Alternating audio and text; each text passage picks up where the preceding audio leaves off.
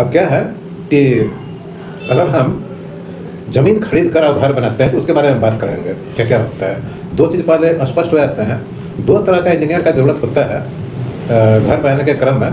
एक आर्किटेक्ट होता है और एक सिविल इंजीनियर होता है। दोनों का काम अलग अलग है। आर्किटेक्ट का काम यह है कि घर का नक्शा वैसा बनाएगा कि मैक्सिमम ज़मीन का यूटिलाइज हो जाएगा। इंजीनियर का काम, सिविल इंजीनियर का काम क्या होता है कि आपके घर को मजबूती देना है। ठीक है, यह स्पष्ट हो गया होगा। तो सबसे पहले घर बनाने का जो पहला प्रक्रिया है उसमें आपको बजट रखना पड़ेगा कि आपको घर बनाने के लिए एटलीस्ट जो ग्राउंड फ्लोर है वो बनाने के लिए आपके पास पैसा है या नहीं है। पैसा है तो कितना है, कितना चाहिए। ठीक है, अब इसके लिए आप सिविल इंजीनियर के पास भी जा सकते हैं, आर्किटेक्ट के पास भी जा सकते हैं। उसको अपना सबसे पहले अपना बजट बनाना है। बजट बताना है कि इतना पैसा है हमारे पास और हमें घर बनाना है। ठीक है, अब आर्किटेक्ट या इंजीनियर ये पूछ सकता है आपसे ज़मीन का साइज़ क्या है। ज़मीन जो आपका लैंड है, प्लॉट है, उसका एग्जैक्ट साइज बताना जरूरी है। ठीक है, आर्किटेक्ट हो या सिविल इंजीनियर हो। ज़मीन के चारों बगल क्या है, रोड कहाँ पर है, किस दिशा में है, रोड का चौड़ाई कितना है और ज़मीन का जो मिट्टी है वो कैसा है। ठीक है, अगर इसमें दिक्कत है तो आप सिविल इंजीनियर को ले जाकर या आर्किटेक्ट को ले जाकर या उससे बात करके आप अपना ज़मीन का नापी भी करवा सकते हैं। ठीक है, ज़मीन का मिट्टी कैसा है इसके बारे में जो जानकारी होता है वो एक अनुभवी सिविल इंजीनियर अगर होगा तो आपका मिट्टी को देखकर या आसपास की मिट्टी को देखकर आपके ज़मीन का मिट्टी बता देगा कि वो जान जाएगा कि कितना सूटेबल है और क्या करना पड़ेगा, इंजीनियरिंग कैसे करना पड़ेगा। ठीक है, फिर भी अगर इसमें डाउट है तो अगर आसपास कोई इंजीनियरिंग कॉलेज है तो ज़मीन के ऊपर से करीब करीब 2 मीटर नीचे, 2 मीटर बोले तो 6 फीट 7 फीट नीचे जाकर मिट्टी का सैंपल इकट्ठा करके इंजीनियरिंग कॉलेज में चेक करवा सकते हैं। या उस सिविल इंजीनियर या आर्किटेक्ट के पास ऐसा एजेंसी होगा जो कि आपका मिट्टी आके चेक कर देगा कि कितना ताकत है मिट्टी में। कहने का मतलब यह है कि मिट्टी चेकिंग भी एक अलग काम होता है, इसको करता है जियो टेक्निकल इंजीनियर। ठीक है, या सिविल इंजीनियर भी कर सकता है। अगर उसके बाद चूँकि स्पेशलाइज काम है इसलिए अलग टाइप का उसको मिट्टी का सैंपल वगैरह उठाने के लिए अलग टाइप का उसमें अपरेटस लगता है। तो ये हो गया मिट्टी, ज़मीन का सही साइज, लोकेशन, आगे पीछे क्या है, नॉर्थ साउथ में क्या है, ईस्ट वेस्ट में क्या, ये हो गया। अब नेक्स्ट पेज में आते हैं, आप आर्किटेक्ट को अपना बताएंगे, आर्किटेक्ट हो या सिविल इंजीनियर। ठीक है, किसी के पास जा सकता है, दोनों का काम शुरू में बता चुके हैं। तो दोनों को अपना बजट बनाना पड़ेगा। ठीक है, बजट में आपके बजट से बनाएगा। ठीक है, एक जैसे अगर आपका बजट एक नॉर्मल बजट है तो आर्किटेक्ट में ये होता है कि वो बिल्डिंग का एलिवेशन वगैरह कुछ ऐसा बना देता है कि उसमें लेबर का कॉस्ट बहुत अधिक पड़ जाता है। कर्व सर्फेस दे दिया, 6000 टेढ़ा मेरा दे दिया, ऐसा गोला कुछ कर दिया, इसका यूटिलिटी नहीं है और वो लगा दिया। तो वो सब चीज़ आप अपना बजट बताएंगे तो वो जो है सो उस हिसाब से करेगा। ठीक है, सिविल इंजीनियर इस समय क्या करता है, जब आर्किटेक्ट पूरा ड्राइंग बना देता है, इसको प्लान बोलते हैं, आगे से देखने से बिल्डिंग कैसा लगेगा उसको एलिवेशन बोलते हैं, front elevation, side back elevation, ये सब का एलिवेशन करता है।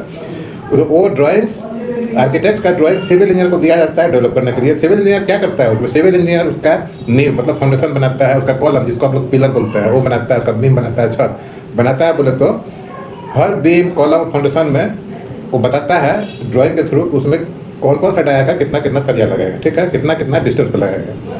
कॉलम जो उठेगा, फाउंडेशन से जो कॉलम उठेगा, फाउंडेशन एक फाउंडेशन से दूसरे फाउंडेशन या नींव के बीच में कितना दूरी होगा, कॉलम का साइज का होगा, हर कॉलम में कितना सरिया लगेगा, जब ऊपर जाएगा तो बीम और छत में कैसा सरिया लगेगा। ठीक है, वो मजबूती के हिसाब से बताता है। ठीक है, अगर यही चीज़ अगर आप मिस्त्री से करवाते हैं तो मिस्त्री क्या करता है, अपने अनुभव और आसपास का बिल्डिंग जो बनता है उसके हिसाब से आपका काम कर देगा। ठीक है, अगर आसपास का बिल्डिंग बनाने वाला भी अगर इंजीनियर से सलाह नहीं लिया है तो हो सकता है कि ओवर बजट हो, जहाँ पर 4 सरिया लगाना हो वहाँ 6 सरिया लगा दिया हो, या जहाँ 4 सरिया लगाना हो वहाँ 3 सरिया लगा दिया हो। दोनों केस में दिक्कत है। एक केस में आपका मकान कमजोर हो जाएगा, दूसरे केस में खर्च अधिक होगा। ठीक है, ये आप समझ रहे हो। इसके बाद जब आप बनाते हैं तो अपना आर्किटेक्ट को अपना ये बताइए, जब आर्किटेक्ट के पास जाते हैं तो अपना रिक्वायरमेंट बताइए कि हमको ये सब चीज़ चाहिए। घर में अगर बुजुर्ग है तो उसके बारे में भी बताइए।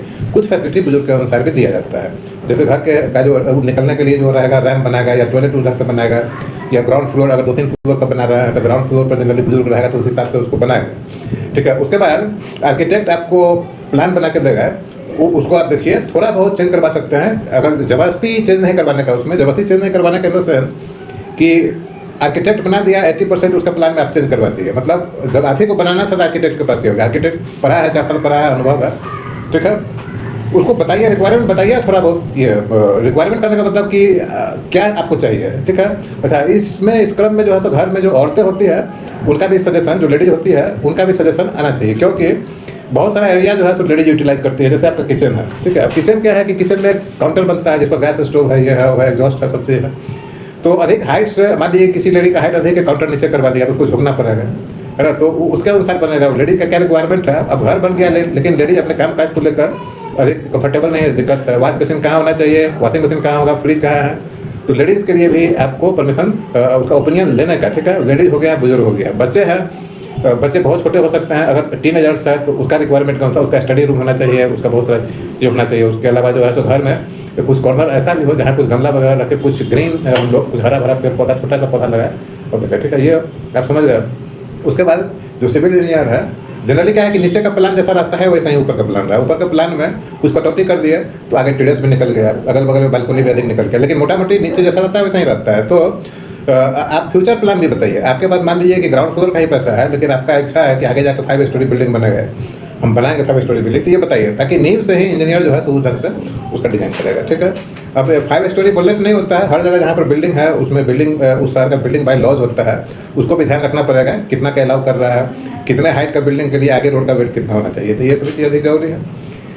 बजट आप बता दिए आर्किटेक्ट को, तो अधिक जो है सो आप एलिवेशन जो है सो अधिक डिजाइन गोला कर्व वगैरह नहीं करेगा, जिससे आपका खर्चा कम पड़ेगा।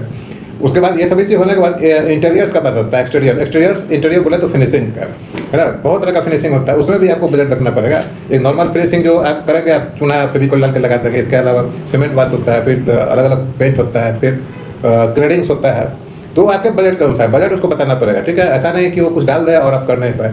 इंटीरियर्स में भी वैसा ही है, फ्लोर का फिनिशिंग एक नॉर्मल से लेकर बहुत महंगा तक हो सकता है, सीलिंग का हर फिनिशिंग आइटम महंगा हो सकता है, ठीक है। ये इंटीरियर्स का बात होता है। इंटीरियर्स में मतलब एक तो पेंटिंग फिनिशिंग तो है, साथ में आपका इंटीरियर जो फर्नीचर्स के लिए भी आजकल कंसल्टेंसी आने लगा है, पलंग ऐसा होगा, कैबिनेट ऐसा होगा, किचन में ऐसा कैबिनेट लगेगा, हर स्टेज पर जो है आपको कंसल्टेंसी है। तो हमारे कहने का मतलब ये है कि आपको 2 चीज़ पर ध्यान रखना है। एक, जो आप बनाने जा रहे हैं घर, वो प्लॉट का सही साइज और मिट्टी का सही जानकारी आपके आर्किटेक्ट और इंजीनियर, सिविल इंजीनियर दोनों को होना चाहिए। नहीं है तो उनको बुला के लाइए, मेजरमेंट का भी व्यवस्था हो जाएगा। इसके अलावा सिविल इंजीनियर जो कहता है ये ऐसा कॉलम डालना है, ऐसा नींव डालना है, इतना सरिया डालना है, छत में इतना डालना है, उसी हिसाब से करवाइए, ठीक है।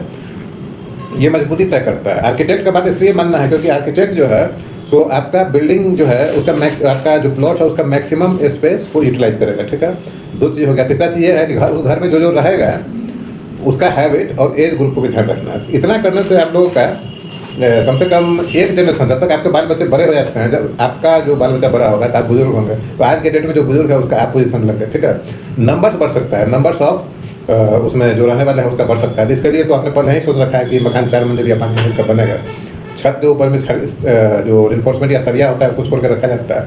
ऐसा ही एक्सपोज सरिया को नहीं रखिए छोड़ के, उसको क्या करना है, ऊपर में जो कॉलम का सरिया छूटा हुआ है एक्सटेंशन के लिए, उसको प्राइमर से पेंट कर दीजिए, उसको जो ईंटा से जोड़ दीजिए, ताकि उसमें बरसात में जो है तो जंग वगैरह नहीं लगे, या लीन कंक्रीट कर दीजिए, मतलब 1-5-10 का मसाला बना के उसको डाल दीजिए। जब ज़रूरत होगा तो ईंटा को तोड़ के या वो कंक्रीट जो है लीन कंक्रीट उसको तोड़ कर सरिया को साफ सुथरा करके फिर ऊपर की तरफ बढ़ा लें। उम्मीद है कि बहुत इंपॉर्टेंट चीज़ आपको मिला होगा और इस पर विचार करना है। हर आदमी हर चीज़ नहीं कर सकता है, तो जैसे डॉक्टर का इलाज आँख का इलाज आँख का डॉक्टर करता है, हार्ट का इलाज हार्ट का डॉक्टर करता है, आँख का नाक का अलग होता है, पेट का अलग होता है। वैसे है जो बिल्डिंग बनता है तो उसमें आर्किटेक्ट का अलग रोल है, सिविल इंजीनियर का अलग रोल है, जो मिस्त्री आएगा उसका अलग रोल है। फर्दर ये स्ट्रक्चर हो गया। इसके बाद क्या है, 2 मेजर काम बचता है, एक जो है सो इलेक्ट्रिकल का है और एक है प्लम्बिंग का। तो ये दोनों ड्राइंग भी आपको आर्किटेक्ट बना कर दे देगा। इलेक्ट्रिकल में ये जगह बनाकर आपको कि कहाँ पर स्विच बोर्ड लगाना है, कौन सा कितना एम्पियर का स्विच बोर्ड होगा, फैन कहाँ पर टंगेगा, बल्ब कहाँ तक पर टंगेगा, पोर्टिको में कहाँ पर लाइट होगा, वो सब इलेक्ट्रिकल ड्राइंग भी आता है। नेक्स्ट ड्राइंग आपको लगेगा प्लम्बिंग ड्राइंग। प्लम्बिंग ड्राइंग मतलब पानी और टॉयलेट बाथरूम से रिलेटेड, कहाँ से पाइप क्रॉस करेगा, कितना डाया का पाइप क्रॉस करेगा, कौन सा टॉयलेट सीट लगेगा, उसका ट्रैप कैसा होगा, फ्लोर का ट्रैप कैसा होगा, पानी कैसे निकलेगा। और जब घर बनवाते हैं तो स्टार्टिंग में ही शहर का प्लानिंग के अनुसार आपको जो है सो वाटर डिस्पोज करने का सिस्टम रखना है। वाटर कहाँ डिस्पोज होगा, अगर शहर में ड्रेनेज सिस्टम अच्छा है तो किचन का वाटर डायरेक्ट आप डिस्पोज कर सकते हैं ड्रेन में। सेप्टिक टैंक का वाटर जो है, एक तो सॉलिड वेस्ट है सेप्टिक टैंक पर, दूसरा उसमें पानी जमा होता है, उसको भी ड्रेन करना चाहिए। अगर आपको जानकारी नहीं है तो जानकारी कीजिए और आर्किटेक्ट को बताइए, इंजीनियर को बताइए, या इंजीनियर को बोलिए कि खुद ही सब चीज़ का जानकारी लें और कर दे, ठीक है। ये इंजीनियर और आर्किटेक्ट के काम में अधिक जो है सो इंटरफेयर नहीं करने का, नहीं तो ये ऐसा ही हो जाएगा कि जैसे आप जो बनाना चाह रहे हैं तो अपने मन से बना रहा है, ठीक है। तो उसमें क्या है कि आर्किटेक्ट के पास जाने का जरूरत ही नहीं है, जब अपने मन से ही 90% चेंज करवा रहा है, ठीक है। तो सिविल इंजीनियर के काम तो सब नहीं कर सकता है, अगर करेगा तो बहुत दिक्कत हो जाएगा, या तो अधिक खर्चा कर देगा या मकान कमजोर हो जाएगा। तो उम्मीद है कि समझ गए होंगे। और किसी तरह का इस संबंध में जानकारी के लिए ज़रूरत है आप कॉल कीजिए 8942889941। और ये मेरा व्हाट्सएप भी है और मेरा वेबसाइट है www.technodigital.co.in।